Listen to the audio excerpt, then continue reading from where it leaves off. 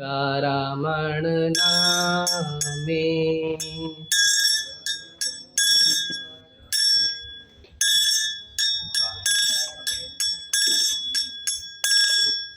नारद मुनि बजाए वीणा राधिका रमण नामे।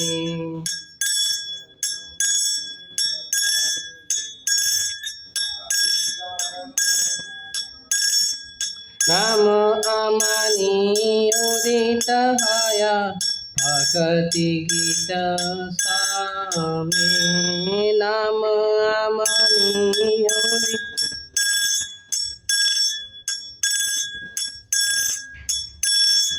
नाम अमनि उदित है भक्त गीत सामे।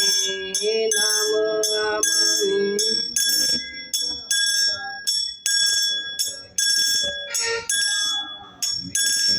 आमिया धारावरिषे घन जग श्रवण युग लगिया। वरिषे घन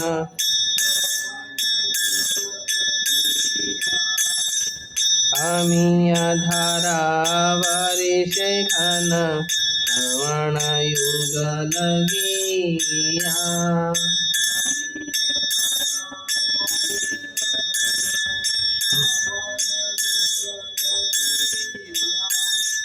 भक्त जन सघन नाचे भरिया आपन हिया।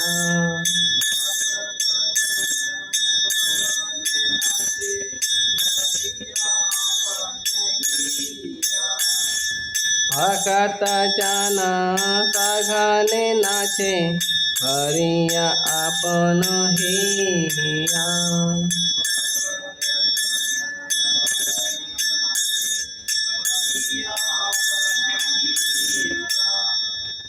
टोन में बोलो, टोन में, एकदम कविता मत पढ़ो। माधुरीपुर सब पशी माताय जगत जाने।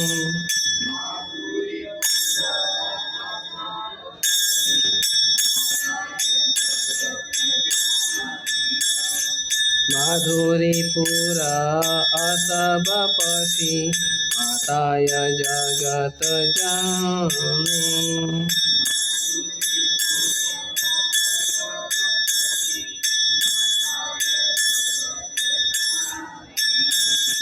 के हवा कांदे के हवा नाचे के माते मने मने। के हवा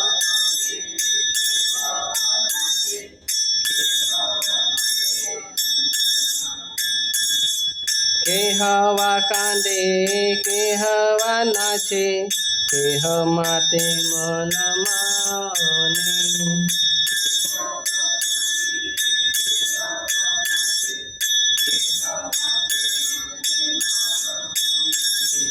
पंचवदने नारद धरी मेरा साघन रोला।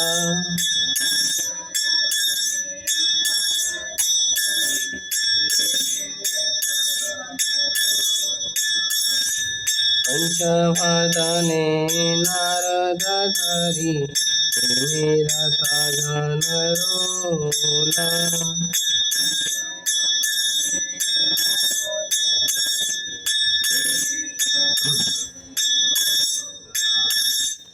कमलासन नाचिया बोले बोल बोल हरि बोल।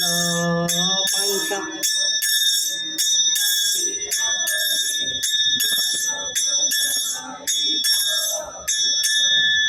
कमलासन नाचिया बोले बोल बोल हरि बोल।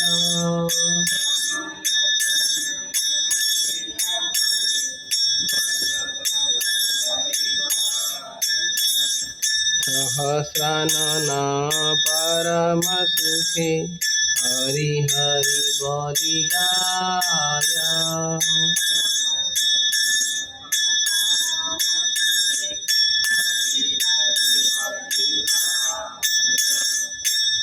सहस्रानन परम सुखे हरि हरि बलि गाय।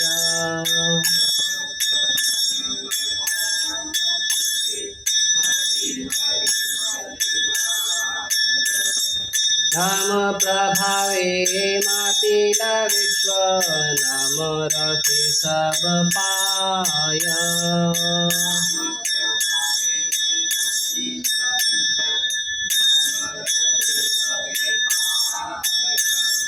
नाम प्रभावे मातिल विश्व नाम रसे सब पाय।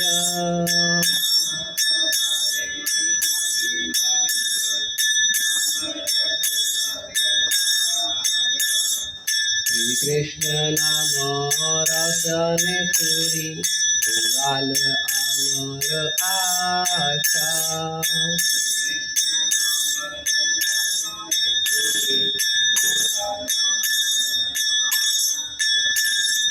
श्री कृष्ण नाम रसने सुरी उड़ाल अमर आशा।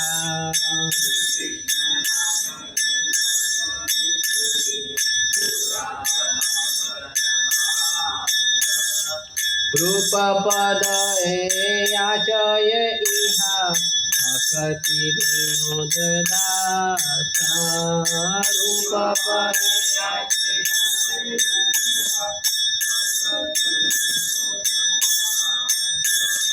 श्री रूप पदे याचय इहा भक्ति विनोद दास।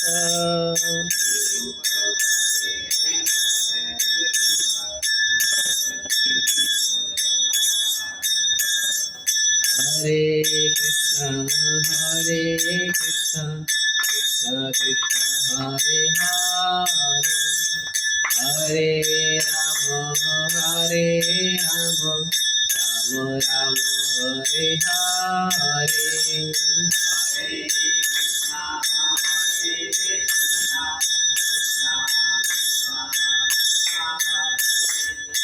हरे राम राम राम हरे हरे कृष्ण कृष्ण कृष्ण हरे हरे हरे राम राम राम हरे हरे।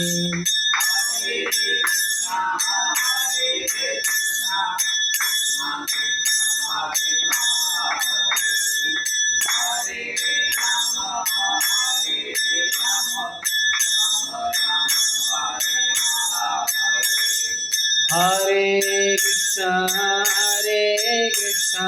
कृष्ण कृष्ण हरे हरे हरे राम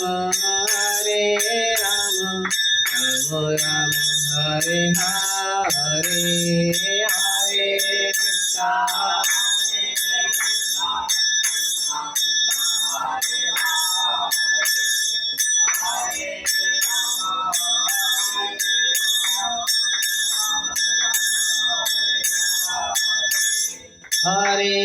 कृष्ण हरे कृष्ण कृष्ण कृष्ण हरे हरे हरे राम राम राम हरे हरे। हरे कृष्णा कृष्णा हरे हरे हरे राम राम हरे हरे। हरे Krishna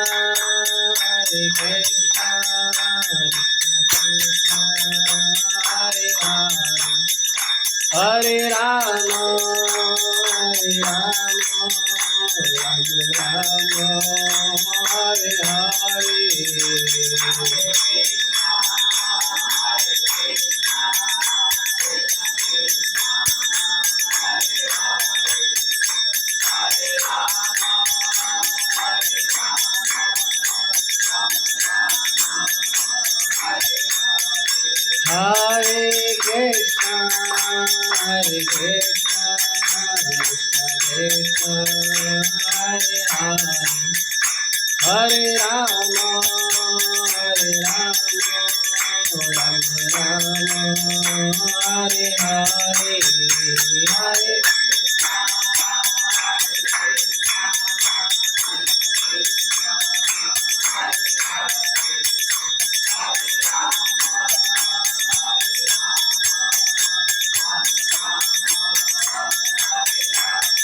Jaya Prabhupada, Prabhupada, Prabhupada, Jaya Prabhupada.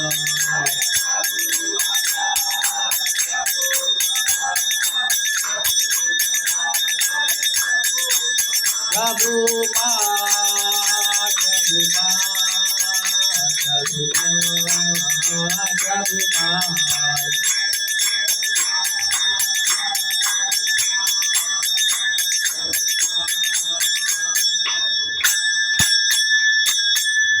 Radha Madhava Kunja Bihari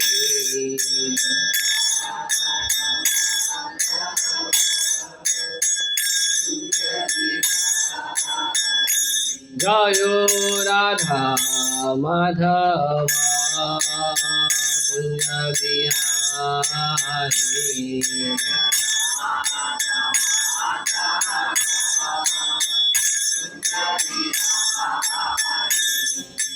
Gopi Jana Vallabha Girivardhari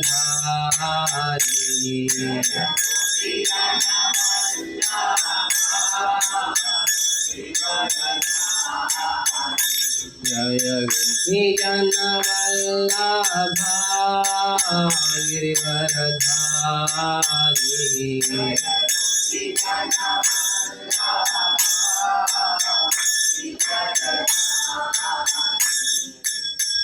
Yashodanandana Yashodanandana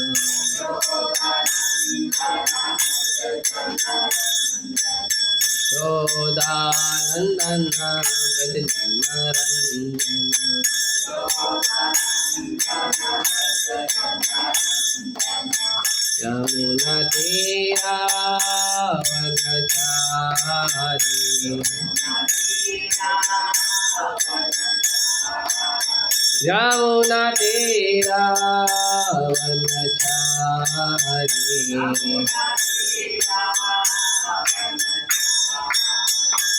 Jaya Radha Madhava Bihari करताल बज रहा है करताल बज रहा है जयो Radha Madhav Kunj Bihari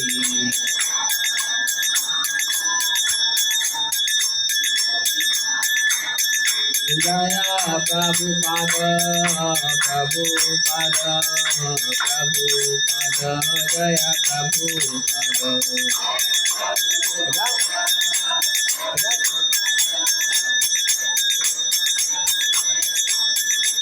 Prabhupada, Prabhupada,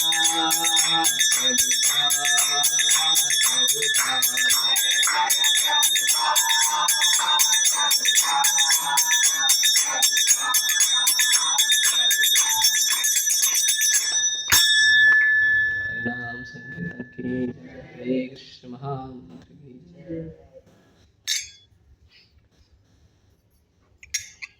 online वालों करताल के वजह से आवाज़ नहीं आ रहा था, अभी आ रहा होगा आपको, अभी आ रहा है, चेक करो। कॉमर्स पढ़े हो लेकिन थोड़ा तो विज्ञान पता होना चाहिए।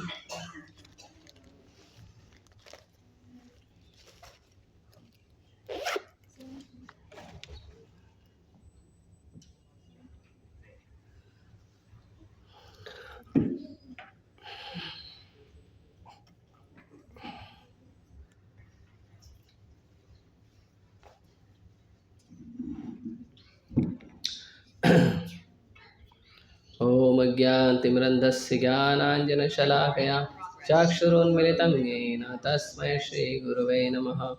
श्रीचैतन्यमनोभीष्टं स्थापितं येन भूतले स्वयं रूपः कदा मह्यं ददाति स्वपदान्तिकं वन्देऽहं श्रीगुरो श्रीयुतापदकमलं श्रीगुरून् वैष्णवांश्च श्रीरूपं साग्रजातं सहगणरघुनाथान्वितं तं सजीवं साद्वैतं सावधूतं परिजनसहितं कृष्णचैतन्यदेवं श्रीराधा कृष्णपादान् सहगणललिता श्रीविशाखान्तांश नमो विष्णुपादाय कृष्णपृष्ठाय भूतले श्रीमते भक्तिवेदांत स्वामिनिति नामिने नमस्ते सारस्वते देवे गौरवाणी प्रचारिणे निर्विशेष शून्यवादी पाश्चात्यदेशतारिणे नमो विष्णुपादाय कृष्णपृष्ठाय भूतले श्रीमते भक्तिसिद्धान्त सरस्वतीति नामिने श्रीवार्षभानवी देवी दयिताय कृपाब्धये कृष्ण संबंध विज्ञान दायिने प्रभवे नमः माधुर्योज्वल प्रेमाढ्य श्री रूपानुग भक्तिदा श्री गौर करुणा शक्ति विग्रहाय नमस्ते नमस्ते गौरवाणी श्रीमूर्तये दीनतारिणे रूपानुगा विरुद्धाप सिद्धांत ध्वान्तहारिणे नमो गौरकिशोराय साक्षाद् वैराग्यमूर्तये विप्रलम्ब रसाम्बोधे पादाम्बुजाय ते नमः नमो भक्ति विनोदाय सच्चिदानंद नामिने गौरशक्ति स्वरूपाय रूपानुगवराय ते गौराविर्भाव भूमे स्त्वं निर्दिष्टा सज्जना प्रिया वैष्णव सार्वभौम श्री जगन्नाथाय ते नमः वाञ्छाकल्पतरुभ्यश्च कृपा सिन्धुभ्यैव च पतितानां पावनेभ्यो वैष्णवेभ्यो नमो नमः नमो महावतन्याय कृष्णप्रेमपदाय ते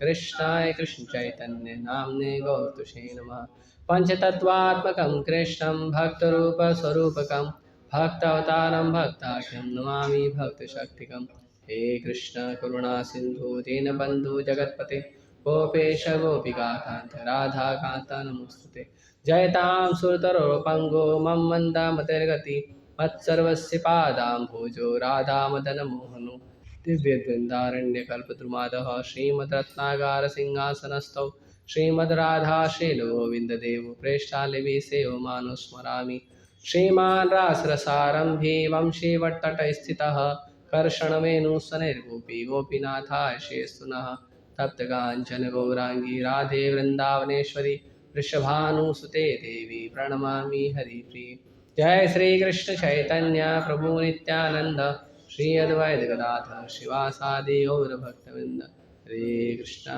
कृष्णा कृष्णा हरे हरे हरे राम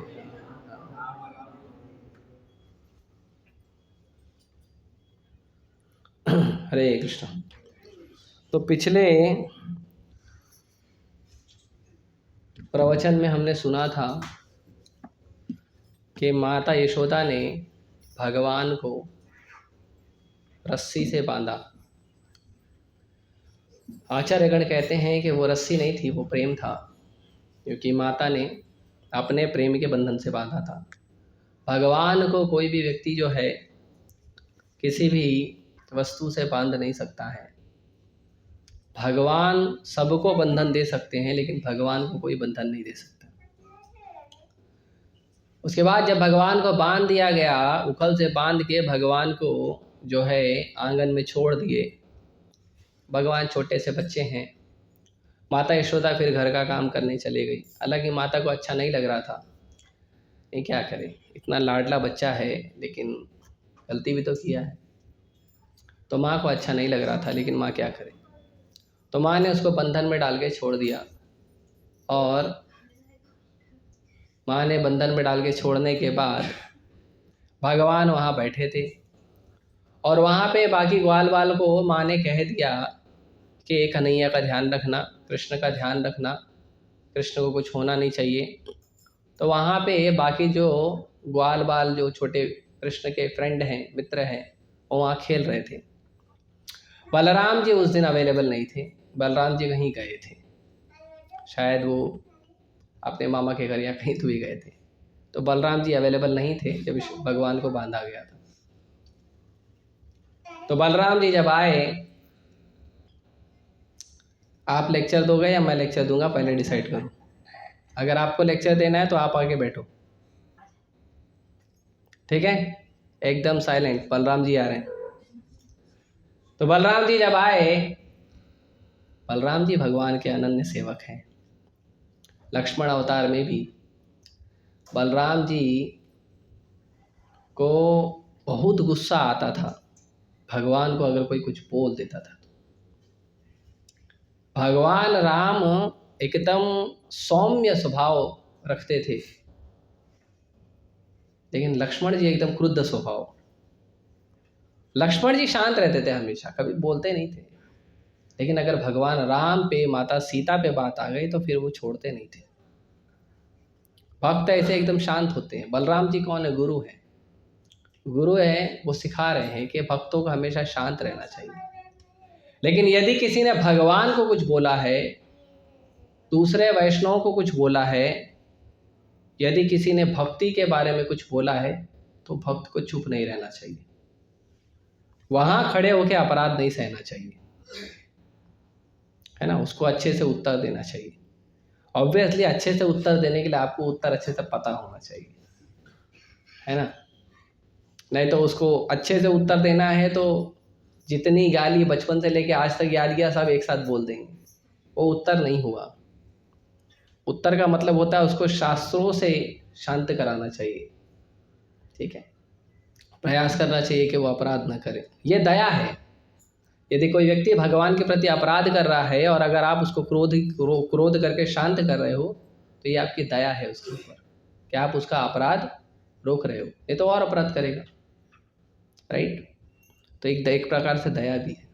बलराम जी आए, बलराम जी ने देखा भगवान को बंधे हुए देखा। भगवान को कौन बांध सकता है? तो एवरीडे कोई ना कोई मामा खिलौना भेजते रहते थे। कंस मामा लोग का काम ही यही है ना, भांजों को खिलौना देना, और भांजों का काम क्या है? खिलौने को तोड़ देना। तो एवरीडे मामा कोई ना कोई खिलौना भेजते थे, कभी पूतना, कभी तृणावर्त, कभी आघासुर, कभी बकासुर, है ना? अलग अलग खिलौना भेजते थे और भगवान क्या करते थे? खिलौने को तोड़ देते थे। तो बलराम जी को लगा शायद कोई असुर आया होगा। बलराम जी बोले, कौन बांधा आपको? तो भगवान मुस्कुरा रहे हैं, भगवान कुछ बोले ही नहीं। बोले, बताओ आपको कौन बांधा, अभी उसको ठीक करता हूं। किसने बांधा उसका नाम बताओ। पूरी सृष्टि में किसमें इतना बल है कि मेरे प्रभु को बांध सके, और ऐसी परिस्थिति में बांध दिया? मैं नहीं छोड़ूंगा उसको, पूरा धरती पाताल एक कर दूंगा, आज ही प्रलय आ जाएगा। भगवान फिर मुस्कुराने लगे। बलराम जी बोले, नहीं, आप नाम बताओ उसका, उसको ठीक करूंगा मैं। भगवान बोले, मैया ने बांधा है। बलराम जी का सारा क्रोध शांत हो गया। तुमको बोला था ना कन्हैया, तुमको समझाया था ना मस्ती मत किया कर। देखो अभी मम्मी ने पकड़ लिया ना, अभी क्या करूं बोलो? भगवान बोले, कुछ नहीं कर सकते आप। बोले, नहीं, मैं जाऊंगा। मैया के पास गए। मैया के पास गए, मैया को बोले, आपने कृष्ण को बांधा? मैया बोली, यस। आपको पता है कृष्ण कौन है? आदि नारायण है वो, वही राम है, वही नरसिम्हा है, वही वराह है। अनंत ब्रह्मांड को उसने ही अपने अंदर समा के रखा है, और आप उसको बांध दिए? आपको पता है कृष्ण कौन है? मैया बोली, ओके, तुम कौन हो? मैं अनंत शेष हूं, मैं ही लक्ष्मण हूं, मैं भगवान का नित्य सेवक, नित्य सहायक। फिर मैया बोली, ओके। फिर मैया ने एक डंडा उठाया और मैया ने पूछा, सारे अवतार मेरे ही घर में जन्म लेते, भाग इधर से। बलराम जी भाग गए। फिर आए भगवान के पास, भगवान के पास जब आए तो भगवान बोले, हो गया?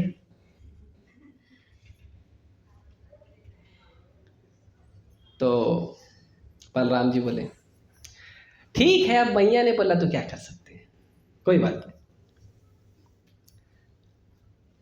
उनको दे दो प्रभु जी को। तो फिर बलराम जी वहाँ से चले गए। बलराम जी बोले ठीक है, अभी क्या करेंगे। वहाँ पे ग्वाल बाल खेल रहे थे। जय गुरु महाराज की जय। ये गुरु का आशीर्वाद है, गुरु महाराज का महाप्रसाद। ठीक है, देखो भगवान और भगवान के भक्त कैसे दयालु होते हैं, कृपा करते रहते हैं, रुकता नहीं है कृपा उनका। और लोग बोलते हैं भक्ति में मैजिक नहीं होता, एवरीडे मैजिक होता है। भक्ति करके तो देखो। तो बलराम जी फिर वहाँ से चले गए, ग्वाल बाल खेल रहे थे। भगवान ने देखा वहाँ पे 2 पेड़ थे। वो पेड़ यमल अर्जुन 2 पेड़ थे वहाँ खड़े थे। अब ये 2 पेड़ कौन हैं इसका इतिहास बताते हैं, उसके बाद पेड़ों का उद्धार करेंगे। ठीक है, तो ये 2 पेड़ जो हैं वो कुबेर के पुत्र हैं, कुबेर के बेटे। कुबेर कौन है? कुबेर जो है वो देवताओं का खजांची है। खजांची समझते हो? ट्रेजरर, खनिजदार। आपके बिल्डिंग में होएगा सेक्रेटरी, खनिजदार, है ना? हाँ, तो खनिजदार, खनिजदार मतलब जो पूरा पैसा वैसा सब संभाल के रखता है। आजकल के खनिजदार तो घोटाला भी करते हैं, है ना? तो ये जो थे, ये दोनों खनिजदार, ये दोनों नहीं, कुबेर जी जो है वो खनिजदार हैं। जब आप किसी देवी देवताओं को प्रार्थना करते हो कि मुझे पैसा चाहिए, तो देवी देवता के पास पैसा रहता नहीं आपको देने के लिए। वो फिर एक पेटी कैश वाउचर बनाते हैं, एडवांस फॉर्म। वो एडवांस फॉर्म बनाते हैं, वो एडवांस फॉर्म कुबेर के पास लेके जाते हैं। फिर कुबेर को बोलते हैं कि हमारा एक भक्त है, वो पैसा मांग रहा है। फिर कुबेर बोलता है ठीक है, रुको चेक करता हूँ। फिर कुबेर आपके भक्त का अकाउंट बैलेंस चेक करता है, उसके कर्म के अकाउंट में पैसा है कि नहीं। तो उसके कर्म के अकाउंट में पैसा रहता तो वो देवता को फिर वो पेटी कैश वाउचर या एडवांस फॉर्म है उस पर साइन करके पैसा देता है। और नहीं रहता है तो फिर वो बोलता है देवता को और तपस्या करवाओ। फिर देवता लोग चुप बैठ जाते हैं, फिर वो और तपस्या करता है। और फिर ये जो कुबेर है ये जाता है माता लक्ष्मी के पास। अभी कुबेर के पास भी धन है, खत्म होएगा ना, देवता लोग मांग मांग के लेके जाते तो खत्म होएगा। कुबेर जाता है माता लक्ष्मी के पास, और माता लक्ष्मी जो है भगवान माधव की सेवा करती है। तो जो व्यक्ति भगवान माधव का भक्त है उसको कुबेर के पास जाने की जरूरत नहीं है, देवी देवता के पास जाने की जरूरत नहीं। अंतवंत फलतेषां यत् भवति अल्पमेधसाम्। जो कम बुद्धि वाले होते हैं वो देवी देवताओं के पास जाके हाथ फैलाते हैं। जो बुद्धिमान होते हैं वो डायरेक्ट कृष्ण के पास जाते हैं, लक्ष्मी के पति के पास जाते हैं। वो कुबेर के पास और शिव, चंद्र, वरुण, वायु, दुर्गा, हनुमान इनके पास नहीं जाते। वो बुद्धिमान होते हैं, वो डायरेक्ट कृष्ण के पास जाते हैं। तो जो कुबेर हैं, कुबेर जो है वो ट्रेजरर हैं, खनिजदार हैं। तो सारा का सारा धन उनके पास ही रहता है देवी देवताओं का। उनके 2 बेटे हैं, एक का नाम है नलकुंवर, दूसरे का नाम है मणिग्रीव। ये नलकुंवर और मणिग्रीव अभी अमीर बाप के बेटे हैं, है ना? जैसे हमारे महाराष्ट्र में फाइनेंस मिनिस्टर है, हमारे इंडिया में फाइनेंस मिनिस्टर है। तो जो फाइनेंस मिनिस्टर होता है सारा पैसा उसके पास होता है। अमीर बाप के बेटे हैं। तो अमीर बाप के बेटे हैं कैसे होते हैं? अमीर बाप की बिगड़े औलाद।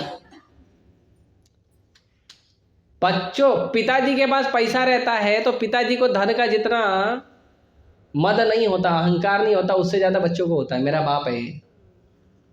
और कभी कभी तो लोग क्या कहते हैं, होशियारी पे मारते हैं, क्या बोलते हैं उसको, एकदम डिंगा मारते हैं। तुमको मालूम मेरा बाप कौन है? लोग ऐसे भी करते हैं। तो वो तो बिगड़े थे। और प्रभुपाद जी कहते हैं कि जो व्यक्ति को धन का मद रहता है वो 3 काम जरूर करता है। एक काम वो करता है कि वो मैथुन क्रिया में रत रहता है, सेक्स लाइफ। वो वैल्यू नहीं करता किसी व्यक्ति के शरीर का। दूसरा काम वो करता है, नशा करता है। और तीसरा वो काम करता है जुआ सट्टा में अपना समय बिताता है। ये तीन जो है पाप के बहुत बड़े रास्ते हैं, जिससे व्यक्ति बहुत फास्ट स्पीड में नरक में जाता है। इसमें जो मैथुन जीवन है वो बहुत ज़्यादा गहरा और ख़राब है। और आप देखिए आज के परिवेश में यही तीन चीज़ों को बहुत ज़्यादा बढ़ावा दिया जाता है। कोई भी मूवी देख लो, कोई भी टीवी सीरियल देख लो, कोई भी कार्टून देख लो, कार्टून जो छोटे बच्चे आपके देखते हैं ना, ऐसा मुंह में अंगूठा डाल के और दूध पीते हुए, वो कार्टून में भी आपको ये मिलेगा मैथुन जीवन। वो कार्टून की भी एक गर्लफ्रेंड होएगी। हाँ, देख लीजिएगा आप। हम लोग बचपन में मोगली देखते थे, उसकी भी गर्लफ्रेंड थी। हाँ, मैथुन जीवन। कोई भी होर्डिंग्स देख लो, कुछ भी बेचना हो, कनेक्शन वहीं से जोड़ते हैं। आदमी का शेविंग क्रीम है, लेकिन फोटो लड़की का रहेगा। ये शेविंग क्रीम लगाओगे तो ऐसा लड़की मिलेगा तुम, और बेचारा जिंदगी भर लगाता, कोई मिलती नहीं है।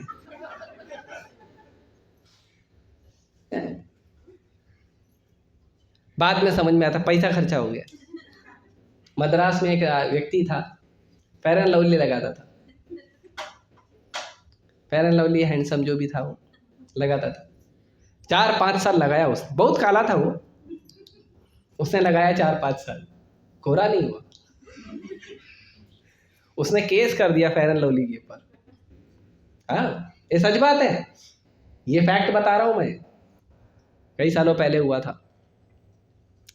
फिर मद्रास हाई कोर्ट ने अपने एडवर्टीजमेंट में, अपने जो विज्ञापन है उस विज्ञापन में झूठ बोलने की वजह से फेयर एंड लवली को उसको जुर्माना देने बोला था। 5 लाख रुपए जुर्माना लगा था। वो व्यक्ति को 5 लाख रुपए जुर्माना देना पड़ा। बोला 5 साल यूज किया, गोरा ही नहीं हुआ।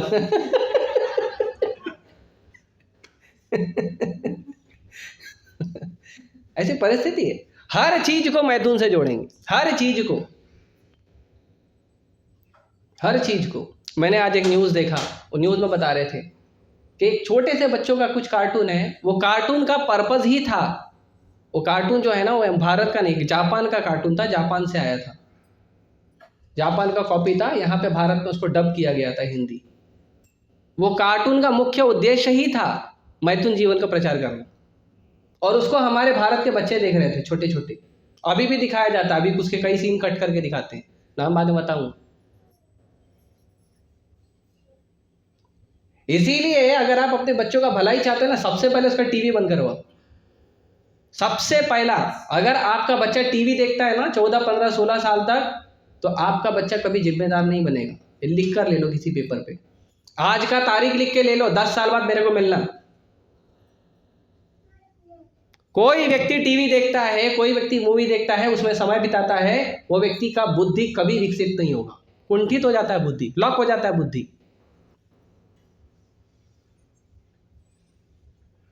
इतना खराब है।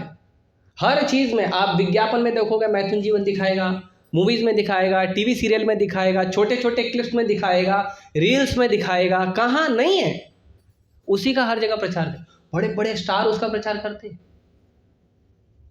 बड़े बड़े स्टार, बड़े बड़े Bollywood star, cricket star, politician, उनकी भी गर्लफ्रेंड है, 2-2 बीवियां हैं, एक्स्ट्रा मैरिटल अफेयर चल रहे हैं। तो पहला, गंदगी समाज में आ रही है। दूसरा, नशा,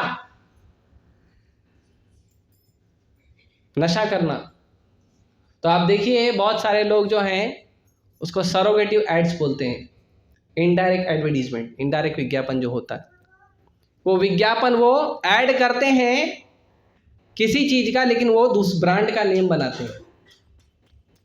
जैसे एक नाम है बैक पाइपर सोडा, तो वो दुनिया को दिखाते हैं हम सोडा बेच रहे हैं, लेकिन वो ब्रांड का नाम बनाते हैं। नाम क्या है? बैक पाइपर, दारू मिलता है उस नाम का। प्रचार कौन करता है? ये सारे फिल्मी कलाकार। दारू का प्रचार हो रहा है, बड़े धड़ल्ले से हो रहा है। और तीसरा क्रिकेटर, क्रिकेटर प्रचार करते हैं लॉटरी खेलो। कौन सा वो लॉटरी, क्या नाम है उसका? हाँ, ड्रीम 11। लॉटरी खेलो। आप ट्रेन पर जाओगे ना, पूरा ट्रेन कलर रहता है, लाल कलर। लॉटरी खेलो, क्रिकेटर बोल रहा है। ये समाज के बड़े लोग समाज में गंदगी डाल रहे हैं और हम इनको अच्छा व्यक्ति बोलते हैं, भला व्यक्ति बोलते हैं, गाली देते साधु को। साधु तुम्हारा मन साफ करता है, साधु तुमको ऐसे पापों से, ऐसे दुर्विचारों से बचाता है। क्या करें? हमको तो हमारा हीरो पसंद है, फेवरेट हीरो, फेवरेट हीरोइन। गुटखा बेच रहा है, इतना बड़ा सुपरस्टार है, अरबों का मालिक है, 2 रुपए का गुटखा बेच रहा है। सोचो कितनी घिरी हुई सोच है। नाम रहता है पान मसाला, लेकिन बेचता है गुटखा। उसके साथ एक और पुड़िया। आप कभी भी जाओगे ना पान मसाला लेने, आप बोलोगे ये पान मसाला दो, उसके साथ एक छोटी पुड़िया साथ में फ्री में आती है, उसमें जहर होता है, तंबाकू। ये कौन ऐड कर रहा है? बड़े बड़े एक्टर, पैसे वाले। भगवान भगवता में कहते हैं भोग ऐश्वर्य प्रसक्ता नाम तया अपृत चेतसा व्यवसायत्मिका बुद्धि समाधो न विधीयते। जो व्यक्ति का मन, चेतना भोग और ऐश्वर्य में लगा है, वो व्यक्ति का चेतना कभी एक जगह पे नहीं रहेगा और वो कभी भक्ति नहीं कर पाएगा, उसको कभी समाधि मिलेगी नहीं। तो यदि आप लोग सोचते होगे भक्ति नहीं करें, भक्ति के साथ ये भी कर लें, वो भी कर लें, वो भी कर लें, सावधान हो जाइए। जो करना है भक्ति के परिवेश में करिए, भक्ति के बाहर मत करिए। फैशन करना है भक्ति के अंदर करिए, प्रसाद खाना है भक्ति के अंदर खाइए। जो आपको करना है, म्यूजिक चाहिए भक्ति का म्यूजिक लीजिए, पुस्तकें चाहिए भक्ति का पुस्तकें पढ़िए, जो आपका इंटरेस्ट है सब आपको भक्ति में मिलेगा, लेकिन भक्ति के बाहर कदम मत रखना, नहीं तो विनाश का रास्ता खोलो। और ये जितने अमीर लोग हैं, खास करके ये अमीरों के अंदर ये बिगड़ी आदत होती है। आप उनको समझाओगे ना, नहीं सुनते, बिल्कुल नहीं सुनते। अरे सर क्या बात कर रहे हो आप, अरे ऐश करने दो हमको, तो पता नहीं है नरक जा रहा है। इसके लिए इन लोगों के अंदर 3 चीज बहुत प्रधान होती है, कामम, क्रोधम तथा लोभम। काम, क्रोध और लोभ। और ये 3 क्या है पता है?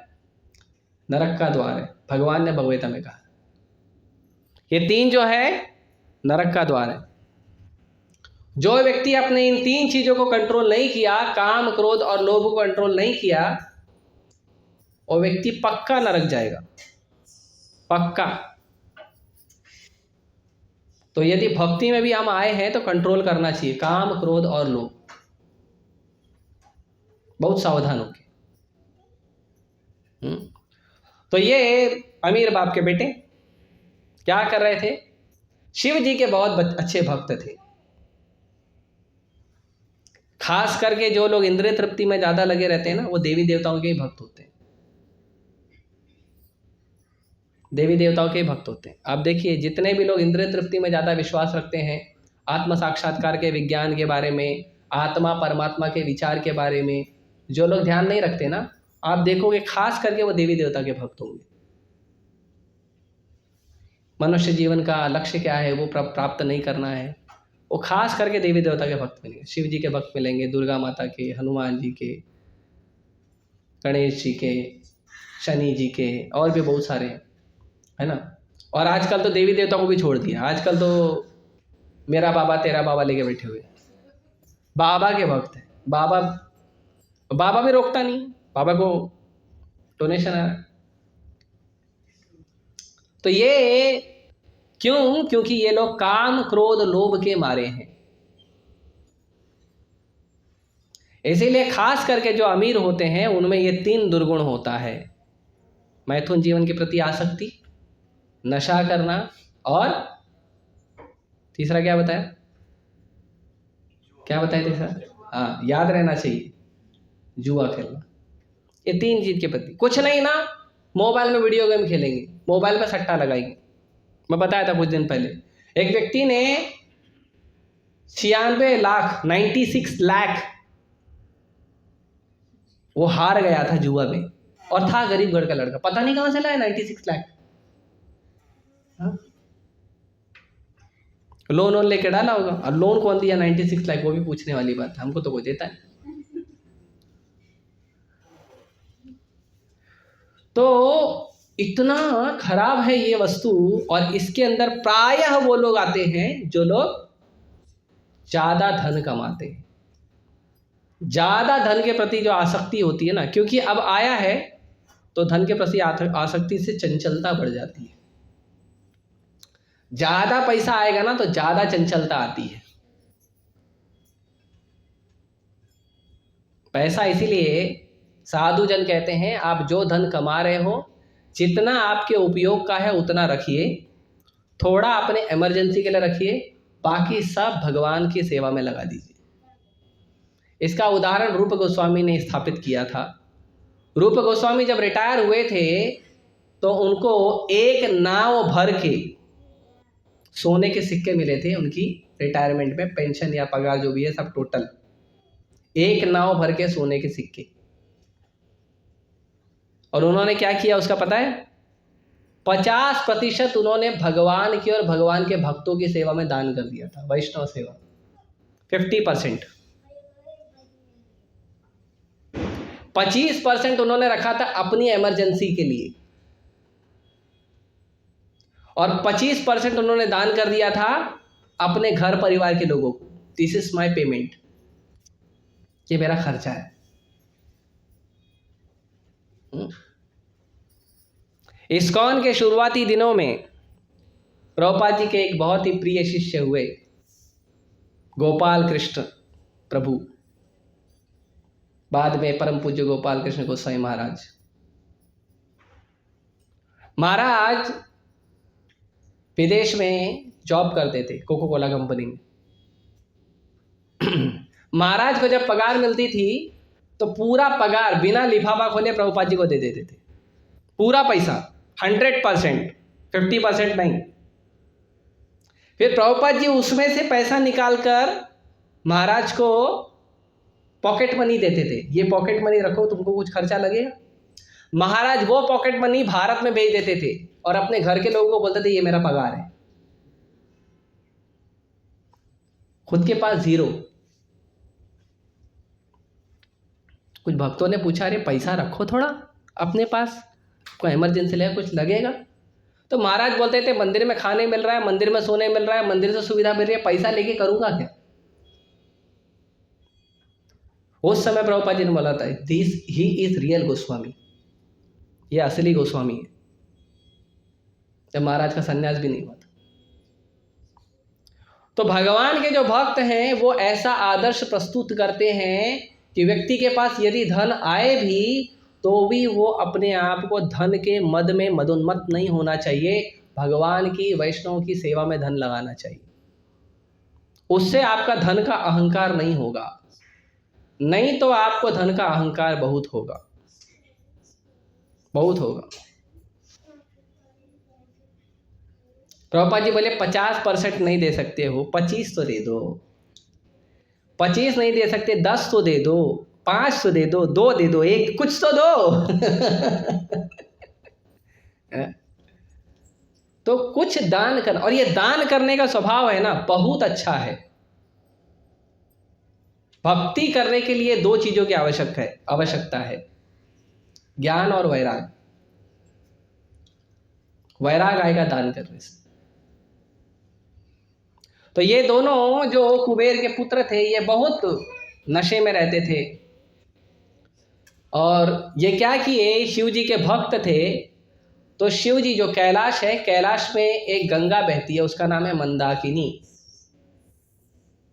तो मंदाकिनी गंगा में ये वहाँ चले गए, वहाँ बगीचे में खेल रहे थे, वहाँ की अप्सराओं के साथ खेलने लगे, और फिर ये लोग क्या किए, ये लोग पानी में उतर गए मंदाकिनी गंगा में, और वहाँ पे विहार कर रहे थे, आनंद ले रहे थे। स्त्री पुरुष जो आनंद लेते हैं, कपड़े किसी ने नहीं पहने थे, न स्त्री ने न पुरुष ने, और विहार कर रहे थे।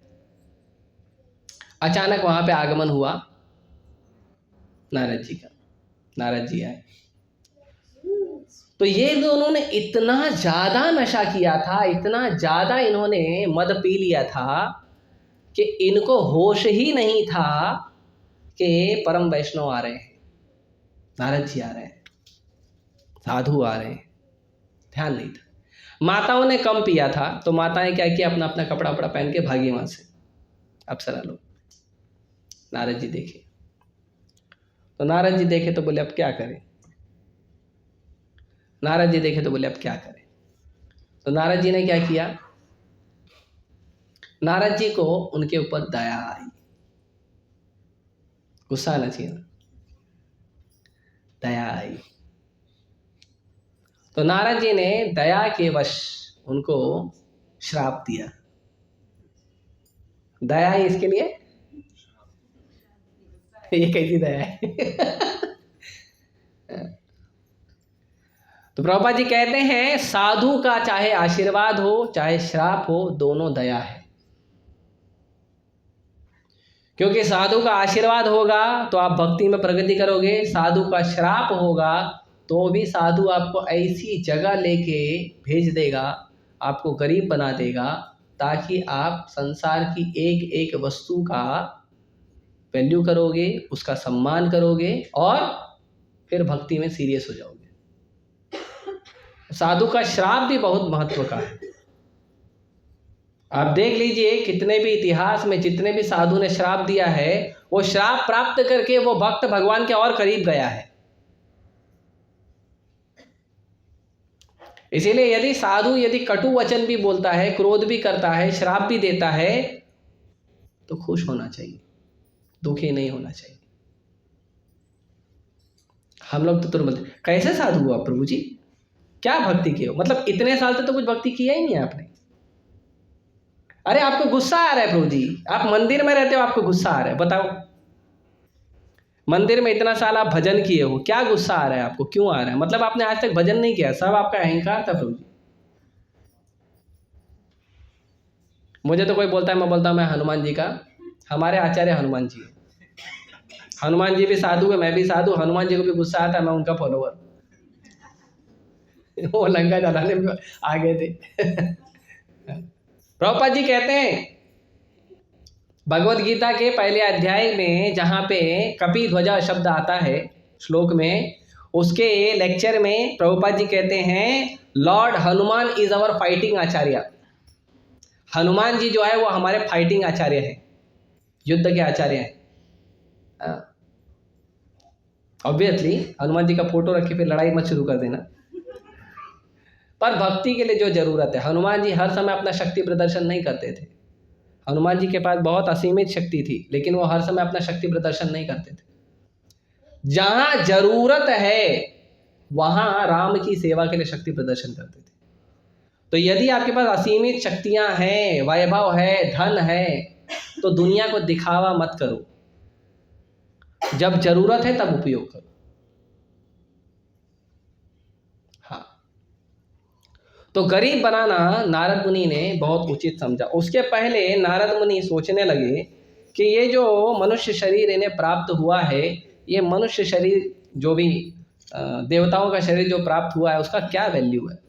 तो प्रभुपाद जी कृष्णा बुक में वर्णन करते हैं कि मनुष्य के शरीर का क्या महत्वता है। तो प्रभुपाद जी कहते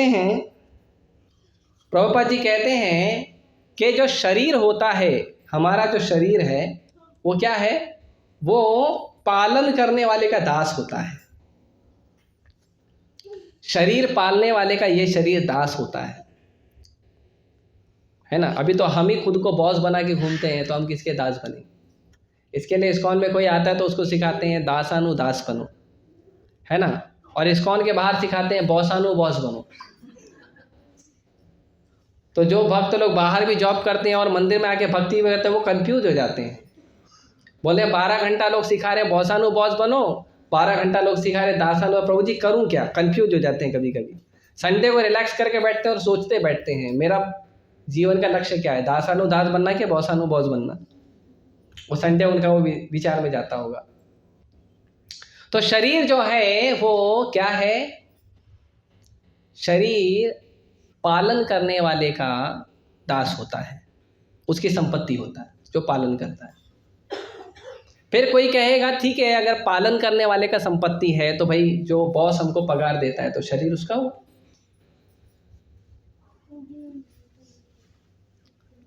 या पहले अमेरिका में ऐसा होता था कि लोगों को बेच दिया जाता था, ऐसे लोगों का मार्केट लगता था। जो काले लोग हैं, काले लोगों को बेचा जाता था और उनको गोरे लोग खरीदते थे घर का काम कराने के लिए। उसको स्लेव कहते थे। स्लेव मतलब बिक गया। बिक गया मतलब अब वो उसके साथ कुछ भी करे, मारे काटे पटके, खाना दे नहीं दे, भूखा मार दे, कुछ भी करे, वो प्रतिकार नहीं कर सकता, उसको स्लेव कहते हैं। दास नहीं, गुलाम नहीं, वो उससे भी बेकार होते हैं। मालिक का इच्छा क्या, उसका हाथ पैर काट देगा, कोई उसको केस नहीं लगेगा। ये होता था पहले अमेरिका में, अमेरिका यूरोप में ये सब होता था गोरे लोगों के देशों में। ये हमको आके भारत में सिखा रहे तुम्हारे यहाँ जात पात थी, तुमने अपने देशों में क्या कुकर्म किया पहले वो बताओ। तो उसको स्लेव कहते हैं। तो उसको कहते हैं बिका हुआ व्यक्ति, बिक गया, स्लेव बिक गया। बाद में उसके खिलाफ कार्ल मार्क्स और लोगों ने आवाज उठाई थी। तो दूसरा प्रश्न ये उठता है कि चलो मान लिया कि पालने वाले कोई का ये शरीर है, तो फिर जो माँ बाप हमको बीज देते हैं उसका क्या? उनका भी तो शरीर हुआ ना, माँ बाप ने बीज दिया। अभी भारत में तो अच्छा है, माँ ही बाप शरीर देते हैं, माँ ही बाप पालते हैं, है ना। कई जगहों पे ऐसा नहीं है ना। जैसे जो बच्चे को अनाथ आश्रम में चले जाते हैं, बस जन्म देते ही माँ छोड़ देती है, उनका अनाथ आश्रम पालता है उनको। तो उनका पालने वाला, जन्म देने वाला अलग हो गया। भगवान के केस में भी देवकी माता अलग, यशोदा मैया अलग, राइट। हालांकि भगवान तो चिन्मय है।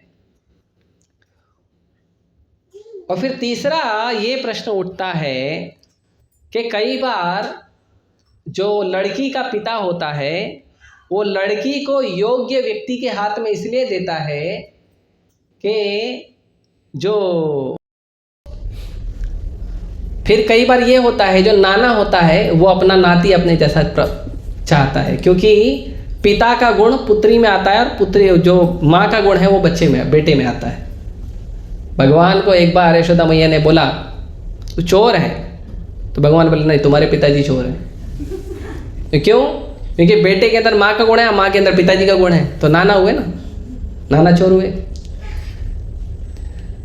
तो ये सिस्टम है, सिस्टम यही है। आप देखेंगे, इसके लिए आप देखेंगे जो पिता है वो पुत्री को ज़्यादा प्रेम करते हैं और जो माँ है वो पुत्र को ज़्यादा प्रेम करती है, क्योंकि गुण वहीं ट्रांसफर होते हैं।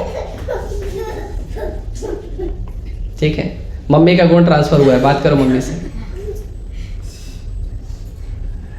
तो और उसके बाद फाइनली ये जो शरीर है वो अग्नि को समर्पित हो जाता है, तो शरीर अग्नि का हो गया। या जब कुछ परंपरा में ऐसा है कि शरीर को ऐसे खुले मैदान में फेंक देते हैं, उसको चील कौवे खा जाते हैं, कुछ परंपरा में ऐसा भी है। हाँ, पारसी समाज। या उसको दफना देते हैं तो कीड़े मकोड़े खा लेते हैं। तो फिर शरीर हुआ किसका? पालने वाले का हुआ, माँ बाप का हुआ, नाना का हुआ, नाना का या दादा का जो भी है, कि अग्नि का हुआ, कि चील कौवे खाए उनका हुआ, कि कीड़े मकोड़ों, किसका शरीर है? तो बुद्धिमान लोग कहते हैं कि ये शरीर आपको प्रकृति के द्वारा प्राप्त है, ये शरीर प्रकृति का है और प्रकृति के स्वामी भगवान कृष्ण है। तो इसीलिए शरीर का सबसे उत्तम उपयोग यदि कोई कर सकता है तो वो उत्तम उपयोग कैसे होगा? भगवान की सेवा करके। इसीलिए कई बार लोग बोलते हैं ठीक है ना प्रभु जी, लेकिन माँ बाप भी तो हैं। प्रभु जी हमारा पति, हमारा पत्नी भी तो है, हमारे बच्चे भी तो हैं। सही बात है, लेकिन ये शरीर आपका कृष्ण का है और आप कृष्ण के हो, आप आत्मा हो, आप कृष्ण के हो। तो आप भी कृष्ण के हो, शरीर भी कृष्ण का है, तो पहली सेवा कृष्ण की होनी चाहिए। बाकी बाद में लोगों का सेवा करो, मना नहीं है, लेकिन पहला सेवा कृष्ण का। उसके बाद नारद मुनि ने गरीब क्यों बनाया उसका वर्णन करते हैं प्रभुपाद जी, कि जो गरीब लोग होते हैं जो गरीब लोग होते हैं उसका सबसे पहला फायदा है कि वो गरीब होते हैं, ज़्यादा धन नहीं होता है तो धन का अहंकार नहीं होता है। वो बात अलग है, आजकल के कुछ लोग अलग हैं। आजकल के कुछ लोग घर में खाने के लिए रोटी नहीं होगी लेकिन आईफोन लेके घूमेंगे, हाँ, और सेंट मारेंगे अलग से, फुस फुस फुस फुस पूरा शरीर को, और एकदम बढ़िया महंगा वाला कपड़ा खरीदेंगे, हालांकि सेकेंड हैंड खरीदते हैं, प्रेस व्रेस करा के एकदम। और अब आजकल के जो अमीर लोग हैं वो एकदम गरीब की तरह घूमते हैं। कलयुग है ना, उल्टा होता है सब। लेकिन गरीबों को देखा गया है अक्सर अहंकार धन का नहीं होता है। तो जब धन का अहंकार नहीं होगा तो मांस मदिरा ये सब चीज़ों में उनका रुचि नहीं होगा। ये जितने भी बड़े बड़े कत्ल खाने बने हैं, जितने भी मांस बेचने की जितनी बड़ी बड़ी व्यवस्था बनी है, किसने बनाया? अमीरों लोगों ने बनाया। उनको मांस खाना है, इसके लिए बड़ी व्यवस्था बनाई है। गरीब लोग क्या करेंगे? गरीब लोग या तो खुद पकड़ के काट के खाएंगे या तो दुकान से ले लेंगे, छोटा मोटा कोई दुकान होगा वहाँ से ले लेंगे। लेकिन बड़े बड़े कत्ल खाने कौन बनाता है? अमीर लोग बनाते हैं, और असुर सरकार बनाती है। हमारे मुंबई में भी देवनार में अभी चल रहा है कि बंद कर दिया है? देवनार का चालू है, हाँ जो भी है। मुंबई में भी है देवनार कत्ल खाना, बहुत बड़ा है, बहुत गंदा गंदा आता है वहाँ से। बस में जाओ तो नाक बंद करना पड़ता है वहाँ से। तो ये बड़ी बड़ी व्यवस्था। लेकिन जो गरीब होता है वो ये चीज़ जानता है कि जितना मुझे दुख हो रहा है उतना ही दुख दूसरों को भी होता है। इसीलिए मांसाहार करना, व्यभिचार करना, नशा करना, जुआ सट्टा खेलना, इन सब चीज़ों में गरीब लगते हैं लेकिन कम लगते हैं, ज़्यादा नहीं लगते हैं। लो लेवल का करते हैं, ज़्यादा हाई लेवल का नहीं करते हैं। कलयुग का प्रभाव है, लेकिन अब लोग करना शुरू कर दिए। और दूसरा, झूठी प्रतिष्ठा से बचते हैं। ज़्यादा हमारा नाम होना चाहिए, ये सब आप देखोगे गरीब लोग को, कोई उनको फेमस कर देगा ना, नहीं नहीं हमको मत करो, हम गरीब लोग हैं, हमको फेमस मत करो। गरीब लोग का ऐसा भाव रहता है, वो ज़्यादा फेमस होना नहीं चाहते। आजकल छोटे छोटे बच्चे रील बनाते हैं लेकिन इतना उनका स्वभाव नहीं होता है। अब रील्स में भी देखेंगे तो बहुत सारे ऐसे लोग मिलेंगे जो बहुत धनवान लोग हैं। गरीब लोग भी बनाते हैं लेकिन धनवान लोग ज़्यादा बनाते हैं।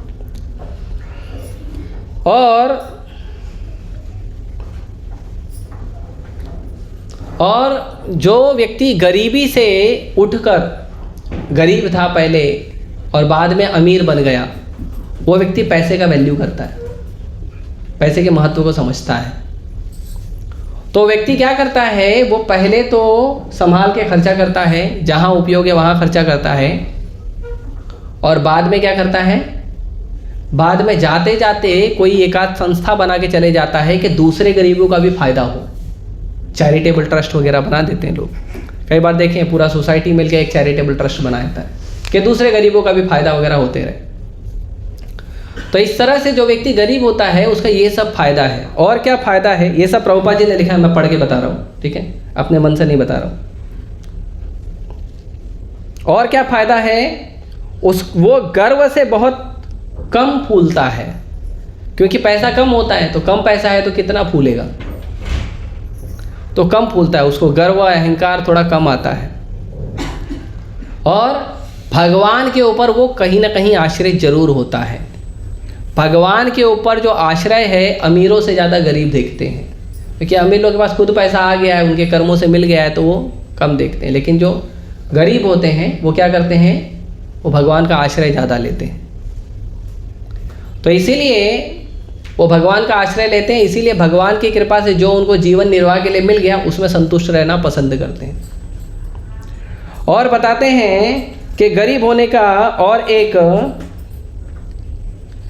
फ़ायदा ये है कि गरीब होने से हम लोग बहुत सारी तपस्या आसानी से कर लेते हैं। बहुत सारी तपस्या, बहुत सारे जो गलत काम है उससे आसानी से बचे जाते हैं। क्योंकि अमीर है, पैसा रहेगा तो व्यक्ति गलत काम करने में सोचता नहीं है, लेकिन पैसा ही नहीं है तो फिर। और जो लोग गरीब होते हैं उनके घर पे साधु ब्राह्मण आसानी से जा सकते हैं। वो अपने घर के बाहर ऐसा पट्टी नहीं लगाते, बी अवेयर ऑफ डॉग्स, कुत्तों से सावधान, ऐसा नहीं लिखते हैं वो लोग, है ना।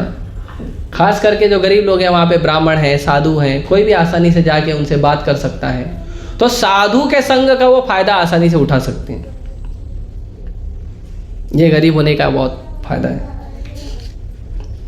और क्योंकि उनके पास धन कम होता है, संपत्ति कम होती है, खाना पीना कम होता है, तो उनकी इंद्रियां इतनी प्रबल नहीं होती हैं कि वो अपनी प्रबल इंद्रियों से रजोगुण में आए और पाप कर्म में प्रवृत्त हों, वो भी कम होता है। तो इस तरह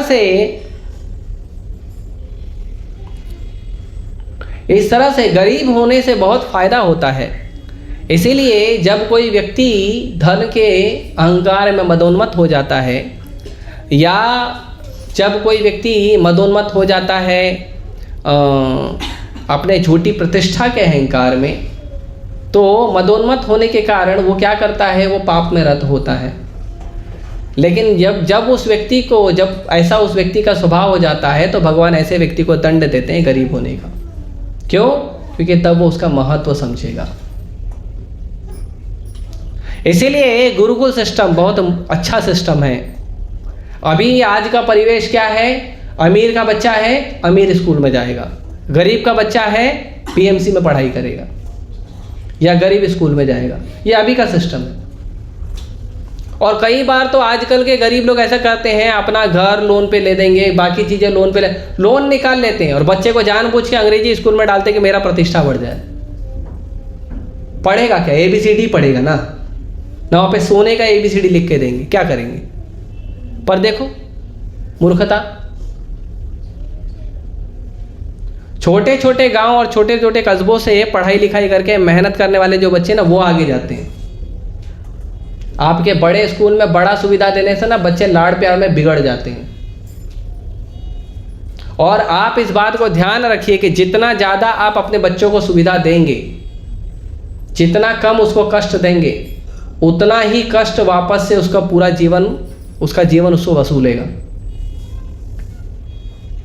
और जितना उसको अभाव में रखकर अच्छे से अच्छी शिक्षा देंगे, संस्कार देंगे, उतना वो बलशाली बनेगा और अपने दम पर, अपने प्रभाव से वो बहुत सुंदर जीवन बना लेगा। इसीलिए माता पिता को ध्यान रखना चाहिए कि बच्चों को ज़्यादा सुविधा ना दे, जितना उपयोग है उतना ही दे, ज़्यादा नहीं देना चाहिए।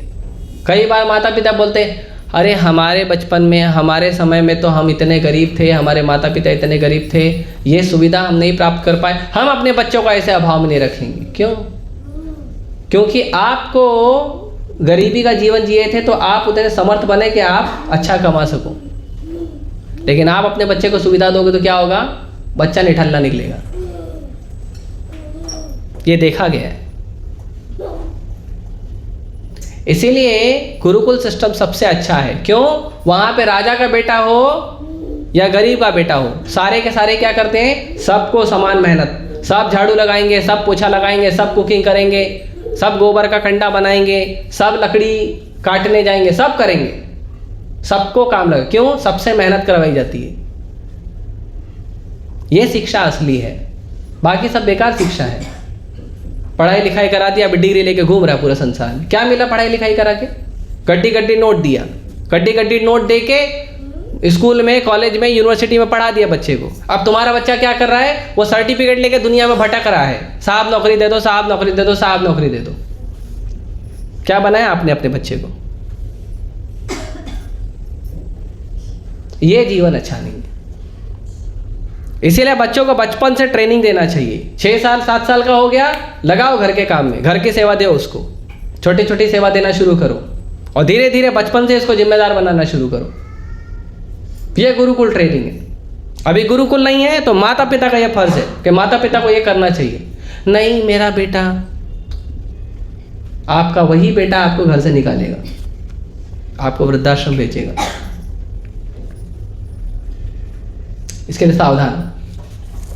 तो नारद मुनि बोले इनको गरीब बनाना चाहिए, बहुत ज़्यादा इनका मद हो गया है, तो इनको गरीब बनाना चाहिए। क्योंकि साधारण सदाचार के अनुसार कम से कम पुरुषों का आधा शरीर ढका होना चाहिए और स्त्रियों का पूरा। ये साधारण सदाचार है। सामाजिक सांसारिक सदाचार है। आजकल लोग इसका पालन नहीं करते। तो क्योंकि इन्होंने शरीर नहीं ढका था और एकदम मदोन्मत्त थे, एकदम जड़ की तरह व्यवहार कर रहे थे, इसीलिए नारद मुनि ने इनको श्राप दिया कि आप वृक्ष बन जाइए। तो जो लोग कपड़ा नहीं पहनते हैं या कम पहनते हैं या शरीर प्रदर्शन के लिए कपड़ा पहनते हैं, कपड़ा पहनते ऐसे हैं कि हमारा शरीर अच्छे से दिखे, हालांकि कपड़ा पहनने का वो जो उद्देश्य है वो अलग है। कपड़ा पहनने का उद्देश्य क्या है? शरीर ढकना चाहिए ना। लेकिन कुछ लोग कपड़ा पहनते ऐसे हैं कि हमारा शरीर दिखे, ऐसे पहनते हैं, हमारा शरीर दिखे, लोग आके हम तारीफ करें, बड़ा बढ़िया शरीर बना है भाई, बॉडी वॉडी है, जिम में जाते हो। तो जो लोग ऐसा करते हैं ना, शरीर प्रदर्शन के लिए कपड़े पहनते हैं या कपड़े नहीं पहनते हैं शरीर प्रदर्शन के लिए, वो लोग अगले जन्म में पेड़ पौधे बनते हैं और भगवान उनको कृपा करते हैं कि बहुत अच्छा, आपको कपड़े बचाने का बहुत शौक है, अब आप 100 साल, 500 साल, 5000 साल, 10,000 साल, 1,00,000 साल आप बिना कपड़ों के एक जगह पे धरती पे खड़े रहोगे और कपड़े बचाओगे। इसीलिए जितने भी बॉलीवुड वाले हैं ना, और जितने भी बड़े बड़े लोग हैं जो आप कपड़ा वपड़ा पहनते नहीं, बड़ा सुंदर प्रदर्शन करते हैं, मैं इतना सुंदर हूँ, है ना, मैं इतनी सुंदरी हूँ, है ना, विश्व विजेता सुंदरी हूँ, है ना, ये सब अगले जन्म में पेड़ बनेंगे, पौधे बनेंगे, नंगे खड़े रहेंगे सालों साल, हजारों साल। आपका फ्यूचर तो फिर भी थोड़ा बहुत भक्ति करा तो मनुष्य बन जाओगे। इनको तो भक्ति का कोई और छोर मिलता नहीं है, दिन रात पाप में लगे रहते हैं, दारू पीना, मांस खाना, इसी में लगे रहते हैं और नंगे घूमते हैं। तो अगले जन्म में पेड़ पौधे बनेंगे। अब पेड़ पौधे में भी जो पेड़ पौधे पुण्यकारी होते हैं, जो लोग पुण्य करते हैं और पेड़ पौधे बनते हैं, केवल उनके ऊपर ही फल लगते हैं, फूल लगते हैं या औषधि के गुण होते हैं। जो पापी पेड़ पौधे होते हैं ना, वो जहरीले होते हैं, वो जंगलों में उगते हैं। हाँ, बहुत गहरा विज्ञान है। सनातन धर्म इतना आसान वस्तु नहीं है, बहुत गहरा विज्ञान है। इसीलिए हम डरा नहीं रहे हैं, बस सब टेंशन में आ गए, अरे प्रभु जी प्रसाद नहीं जाएगा अंदर। डरा नहीं रहे हैं, सत्य बता रहे हैं। ये सत्य है कि ऐसा मत करिए, हमें सावधान रहना चाहिए हमारे जीवन को लेके। कोई भी कार्य करो, उस कार्य का उद्देश्य पूरा होना चाहिए। कपड़ा का उद्देश्य क्या है? शरीर को ढकना। जैसे मैंने बताया था, आजकल गरबा में देखो, माता जी लोग इतना खराब कपड़ा पहन के गरबा वरबा में जाती हैं, रील्स बनते हैं, फोटो निकलते हैं, यहाँ वहाँ डालते हैं। गरबा जो ओरिजिनली गरबा खेला जाता था उसमें क्या होता था? माता जी का ना चेहरा दिखता था ना पैर दिखता था, और गरबा में कोई भी पुरुष नहीं होता था, केवल कुछ माताएं होती थी, समाज की माता की चौकी होती थी, उसी के आसपास गोल गोल घूम के वो गरबा खेलती थी। इसको ओरिजिनल गरबा कहते थे। शुरुआत जो ठीक ठाक गरबा खेला जाता था, आप शायद गुजरात के कुछ हिस्सों में देख पाएंगे या राजस्थान के, ये गरबा होता है। गरबा नहीं, लड़की आ गई, लड़का आ गया, अभद्र कपड़े पहने हैं, कुछ लोग दारू पी के आ गए, कुछ लोग भांग चढ़ा के आ गए और बॉलीवुड के गाने पे गंदा गंदा दंगे दंगे गाने पे नाच रहे हैं। ये गरबा है? गरबा नहीं है वो। आप फिर वो क्या कहते हैं, जंगली लोगों का त्योहार है वो, गरबा नहीं है। तो इसीलिए बड़ा सभ्य होना चाहिए। तो नारद मुनि ने जब इनको देखा तो नारद मुनि के हृदय में करुणा आई और उन्होंने कहा कि इनको श्राप देना चाहिए। नारद मुनि ने जब इनको श्राप दिया, तो श्राप एक ऐसी वस्तु है कि कितना भी नशा हो तुरंत उतर जाता है। जैसे ही नारद मुनि ने श्राप दिया, दोनों का नशा उतर गया, दोनों नारद मुनि के चरणों में गिर गए। उन्होंने कहा, आप तो इतने महान वैष्णव हैं, दयालु हैं, साधु हैं, अगर आप हमें श्राप देंगे पेड़ बनने का, हमारा क्या गति होगा? वो भी देवताओं के बच्चे, कुबेर एक देवता है, उसके बच्चे, श्राप मिला। तो नारद मुनि वाला, डोंट वरी, मैंने जो श्राप दिया वो तुम्हारे फायदे का है। क्या फायदा है? कि तुम नंद महाराज के आंगन में तुम 2 पेड़ बनोगे, यमल अर्जुन। पहले बहुत बड़े बड़े वृक्ष हुआ करते थे। ये इंडस्ट्रियलाइजेशन करने वालों ने बहुत बड़े बड़े मोटे मोटे पेड़ों को काट दिया और ऐसे जड़ मूल से काटा है कि अब दिखते भी नहीं। पहले बहुत बड़े बड़े विशाल विशाल पेड़ हुआ करते थे। लेकिन क्या करें, हमको शहर चाहिए, गांव नहीं चाहिए, है ना। देखो दिल्ली की हवा जहरीली है। एक दिन का मतलब है, एक दिन सांस लेने का मतलब है 24 घंटा दिल्ली में 20 सिगरेट पीने के बराबर है। 24 घंटा सांस लेने का मतलब है 20 सिगरेट पीना दिल्ली में। मतलब आप सिगरेट नहीं पीते हो, खाली आप 24 घंटा दिल्ली में बिताए, मतलब 20 सिगरेट का आपको आपके अंदर जो पॉल्यूशन है वो चले गया। सही बात है, नहीं है ना? ज़्यादा है, अभी बढ़ गया रहेगा।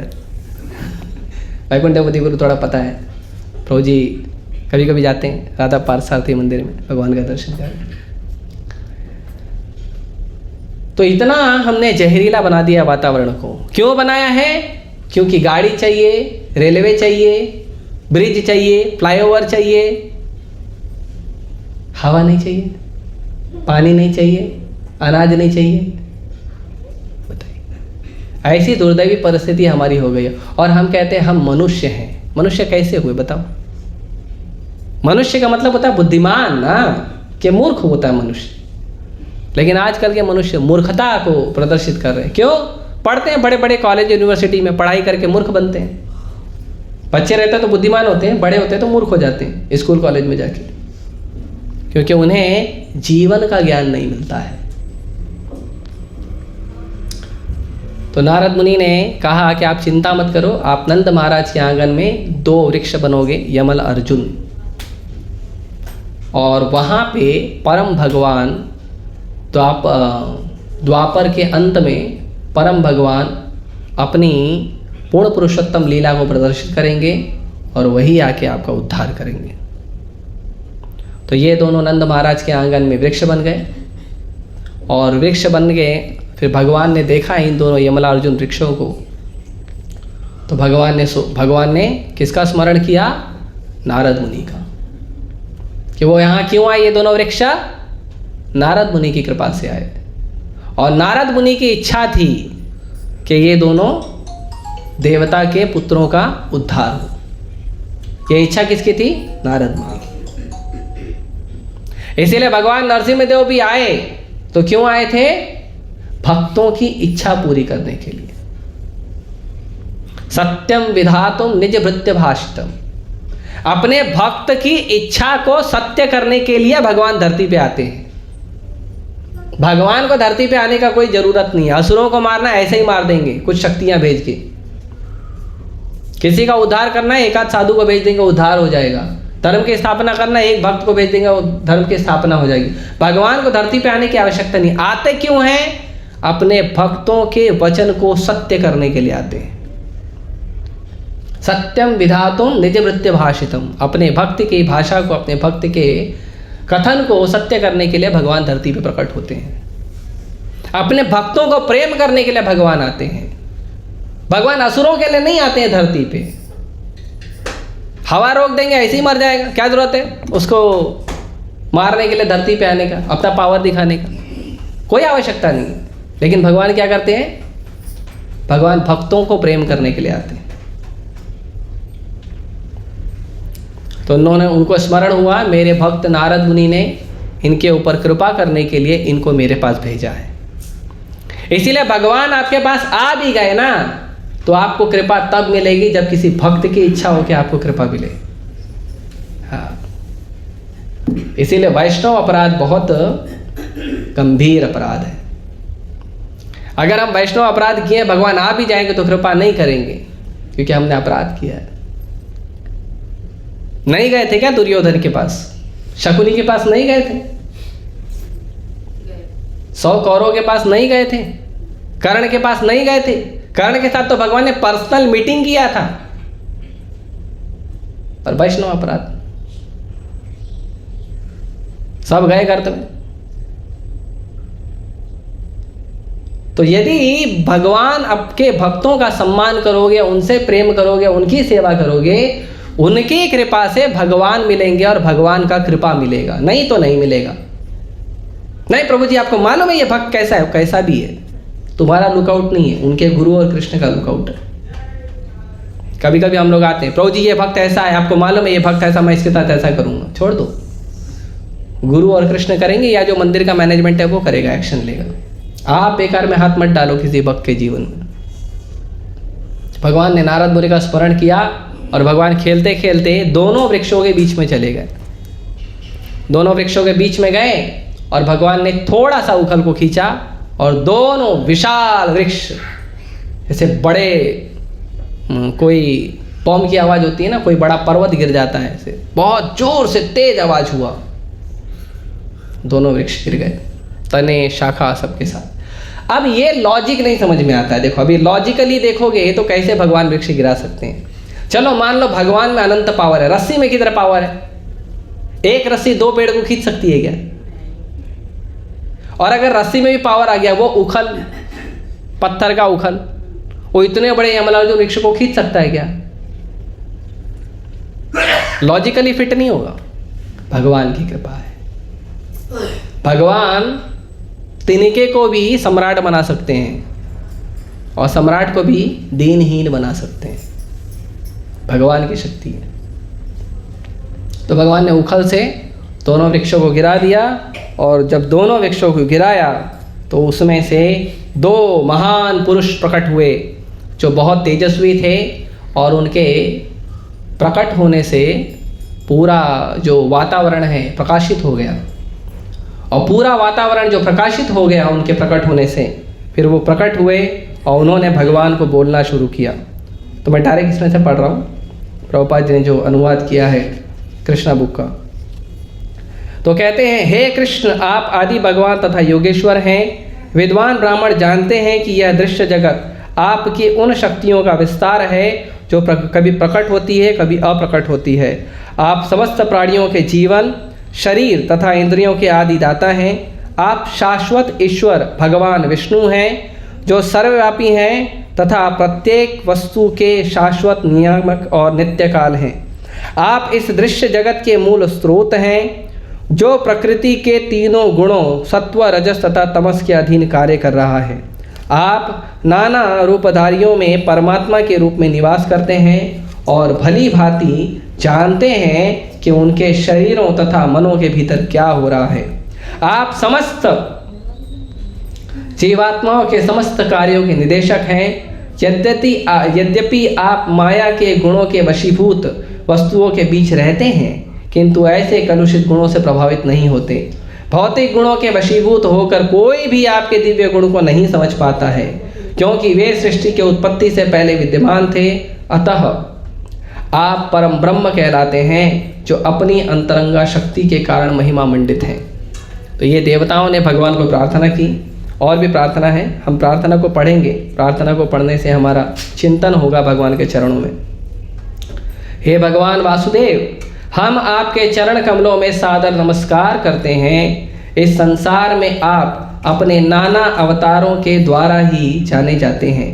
यद्यपि आप विभिन्न शरीर धारण करते रहते हैं, किंतु ये शरीर इस भौतिक सृष्टि के अंग स्वरूप नहीं होते। ये शरीर असीम ऐश्वर्य, बल, सौंदर्य, यश, बुद्धि तथा त्याग की दिव्य शक्तियों से पूरित रहते हैं। इस संसार में शरीर तथा शरीरी में अंतर होता है, किंतु आप अपने मूल्य आध्यात्मिक शरीर में ही प्रकट होते रहते हैं। अतः आपके लिए ऐसा भेद नहीं रहता है। संसार के जितने भी लोग हैं उनका शरीर अलग है और वो अलग है, वो आत्मा है और उनका शरीर जो है वो पंच महाभूत से बना है। लेकिन भगवान का ऐसा नहीं है। भगवान सच्चिदानंद स्वरूप हैं और षड ऐश्वर्य पूर्ण भगवान हैं, तो उनका कभी भी शरीर और आत्मा अलग नहीं होता है ना। जैसे जो भगवान को नहीं जानते हैं वो कभी कभी गीता की कमेंट्री में कहते हैं कि भगवान अलग है और उनकी आत्मा अलग है, पर भगवान और आत्मा में अंतर नहीं है। भगवान जो है वो सच्चिदानंद है, ठीक है। जब आप प्रकट होते हैं तो आपके असामान्य कार्य सूचित करते हैं कि आप श्री भगवान हैं। ऐसे असामान्य कार्य करना इस जगत में रहने वाले किसी भी प्राणी के लिए संभव नहीं। आप परम भगवान जीवों के जन्म, मृत्यु तथा मुक्ति के कारण हैं और आप अपने सभी अंशों से पूर्ण हैं।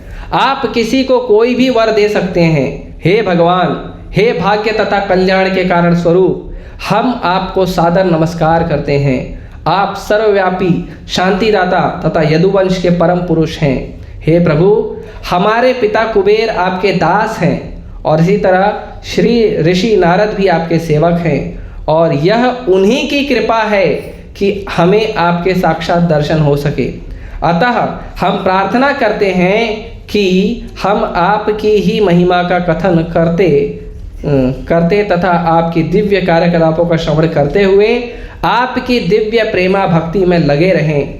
हमारे हाथ तथा अन्य अंग आपकी सेवा में रत रहें और हमारे मन आपके चरण कमलों में केंद्रित रहें और हमारे सिर आपके सर्वव्यापक विराट स्वरूप के समक्ष सदा नत रहें। तो ये प्रार्थना जो है वो देवताओं के पुत्र नलकुवर और मणिग्रीव ने कहा और उन्होंने भगवान को प्रार्थना की। उसके बाद भगवान की परिक्रमा की और उसके बाद चले गए। फिर भगवान ने आशीर्वाद दिया कि आप दोनों नारद मुनि की कृपा से यहाँ पर आए और नारद मुनि के वचनों को सत्य करने के लिए मैंने आप दोनों का उद्धार किया हूँ। अभी आप दोनों कलमश से मुक्त हो और अब आप यहाँ से जाओगे स्वर्ग में अपने पिता के पास और इसी जीवन में आप वहाँ से शुद्ध होकर भगवत धाम चले जाओगे। तो ये भगवान ने आए आशीर्वाद दिया नलकुवर मणिग्रीव को। उसके बाद जब इतना बड़ा विशाल पेड़ गिर गया तो बहुत सारी जो गोपियाँ हैं, यशोदा मैया हैं, सब दौड़ के आए और भगवान को ढूंढने लगे। वहाँ पे खड़े ग्वाल बाल को पूछे पेड़ कैसे गिरा? तो बच्चे लोग बोले ये कृष्ण गिरा है तुम्हारा लाला। अरे लाला कैसे गिरा सकता है? नहीं, तुम्हारा लाला ही गिरा है, तुम्हारा लाला गिराया। फिर उसमें से दो तेजस्वी पुरुष प्रकट हुए। उन पुरुषों ने भगवान को लाला को प्रणाम किया, उनका परिक्रमा किया और फिर चले गए। ऐसे थोड़ी होता है। तो कुछ लोग मानते थे, कुछ लोग नहीं मानते थे। फिर भगवान, क्योंकि इतना विशाल पेड़ था तो भगवान छुप गए थे, दिख नहीं रहे थे। तो फिर भगवान को गोपियों ने, यशोदा मैया ने, सब लोगों ने क्या किया, घी का दीपक जो दिवाली के दिन लगाया था वो घी का दीपक लेके भगवान को ढूंढने लगे। और फिर भगवान जब मिल गए तो क्योंकि रात्रि का समय हो गया था इसीलिए भगवान के एक एक अंग के ऊपर घी का दीपक लगा के देख रहे थे कि भगवान को कहीं चोट तो नहीं लगी है। इसीलिए दामोदर महीने में भगवान के शरीर के ऊपर जो है घी का दीपक दिखाया जाता है, क्योंकि गोपियों ने दिखाया था और यशोदा मैया ने दिखाया था। ठीक है। और फिर ये नलकुवर और मणिग्रीव जो ये तो कथा कर रहे हैं, ये कथा गोलोक वृंदावन में नंद महाराज को सुना रहे थे।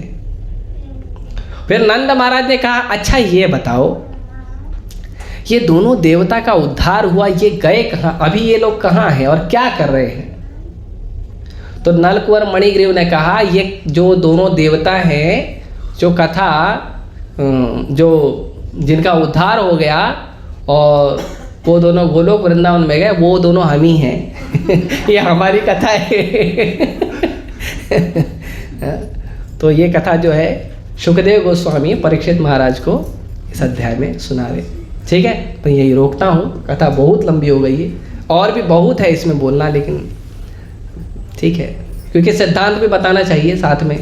सिद्धांत नहीं बताएंगे तो कथा से क्या सीखे पता नहीं चलता है।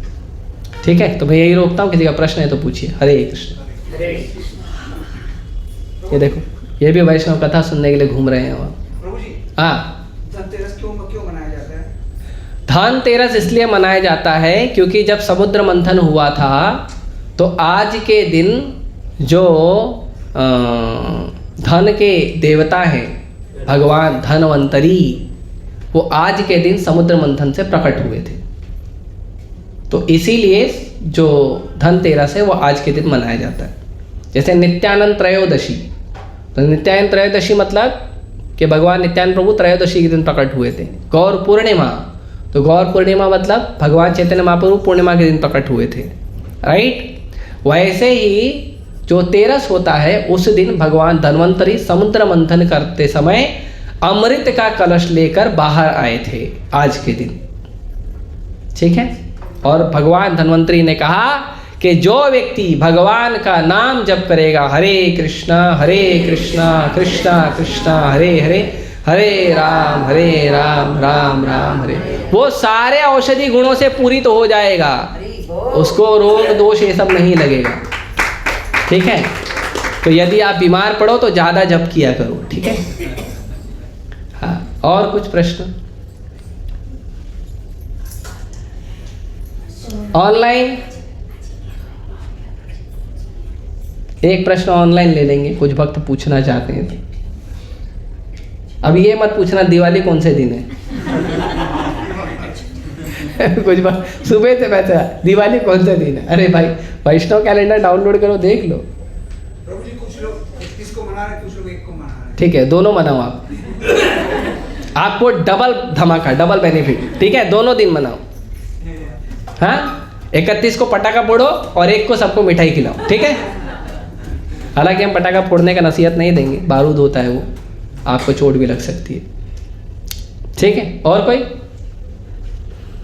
ठीक है, बहुत बहुत धन्यवाद। श्री श्री राधा दामोदर भगवान की, श्री श्री यशोदा दामोदर भगवान की, श्रील प्रभुपाद की। हरे कृष्ण।